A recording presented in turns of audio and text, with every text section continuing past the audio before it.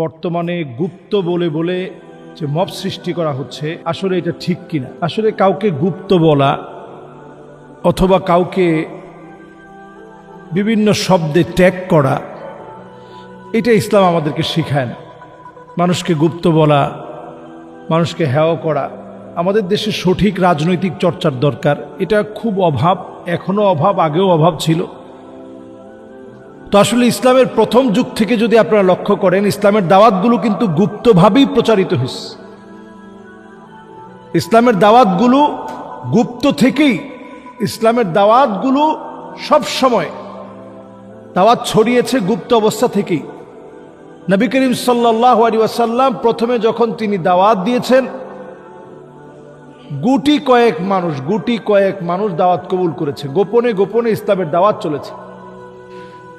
নবী মূসা আলাইহিস সালাতু ওয়াস সালাম ফেরাউনের ঘরে থেকেই তিনি দাওয়াত দিয়েছেন। তাহলে তিনি একটা সময় গোপন ছিলেন, পরে আল্লাহ তাআলা প্রকাশিত করে দিয়েছেন। তাহলে গোপন থাকা অথবা গুপ্ত থাকা এটা কোনো খারাপ বিষয় না। এটাকে আপনি যদি মনে করেন যে গুপ্ত বলার কারণে এটা একটা বিশাল কিছু হয়ে গেছে, আসলে কিছু না। গুপ্ত থাকা লাগতেই পারে, আবার প্রয়োজনে আপনাকে প্রকাশিত হওয়া লাগবে, তখন প্রকাশিত হবেন। তাহলে গুপ্ত থাকা এটাকে কোনোভাবে ছোট করার সুযোগ নেই। আপনার অনেক প্রয়োজনে কখনো কখনো আপনাকে গোপন থেকেই কাজ করা লাগে। একজন গোয়েন্দা তো গোপনে থাকে, তার বাহ্যিক হয়তো একটা বেশভূষা থাকে, কিন্তু গোপনে তার একটা পরিচয় আছে। সেই পরিচয় হচ্ছে তিনি একজন গোয়েন্দা। এই গোয়েন্দা হিসেবে তিনি কাজ করছেন।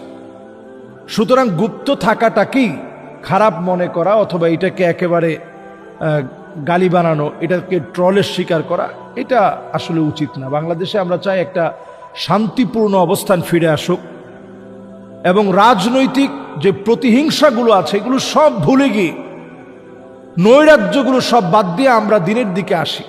নবী করিম সাল্লাল্লাহু আলাইহি সাল্লামের জীবনের দিকে যদি আমরা তাকাই, আমরা দেখব লিইয়ুযহিরাহু আলাদ-দ্বীন, যেই দিনের কথা নবীজি সাল্লাল্লাহু আলাইহি সাল্লাম গোপনে গোপনে তিনি দাওয়াত দিয়েছিলেন। আল্লাহ যখন প্রকাশ্যে দাওয়াত দিতে বলেছেন, নবীজি প্রকাশ্যে দাওয়াত দিয়েছেন। সুতরাং গুপ্ত থাকা অথবা গোপনে গোপনে দাওয়াত দেওয়া, এর কোনোটাই আমরা ফেলে দিতে পারবো না। ইসলামের প্রথম যুগ থেকে নিয়েই গোপনে গোপনের এই দাওয়াতটাকেই পরে প্রকাশ্যে দাওয়াতে নিয়ে এসেছে। কাজেই যদি প্রয়োজন পড়ে আপনি গুপ্ত থাকবেন, আবার প্রকাশ্যে আসবেন, আবার প্রকাশ্য থেকে গুপ্ত থাকবেন, আবার হয়তো প্রকাশ্য হতে হবে।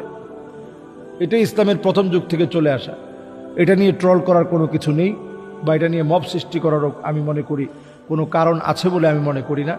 সুতরাং আমরা বাংলাদেশের এই অস্থির পরিস্থিতিতে আমরা বলবো, উভয় দলের জন্য এটা প্রয়োজন যে সবাই আমরা প্রত্যেকের জায়গা থেকে ওয়া ইন তুখালিতুহুম ফাইখওয়ানুকুম, আরেক ভাইদেরকে যদি আমরা কাছে টেনে ভাই বলে যদি আমরা বুকে টেনে নিতে পারি, তাহলে বাংলাদেশের পরিস্থিতিটা ভিন্ন হবে এবং চেহারা চিত্র পাল্টে যাবে। সুতরাং আমরা আমাদের ভাইদেরকে ভাই বলে আমরা বুকে টেনে নেব। আল্লাহ আমাদেরকে তৌফিক দান করুক। আসসালামু আলাইকুম ওয়া রাহমাতুল্লাহি ওয়া বারাকাতুহু।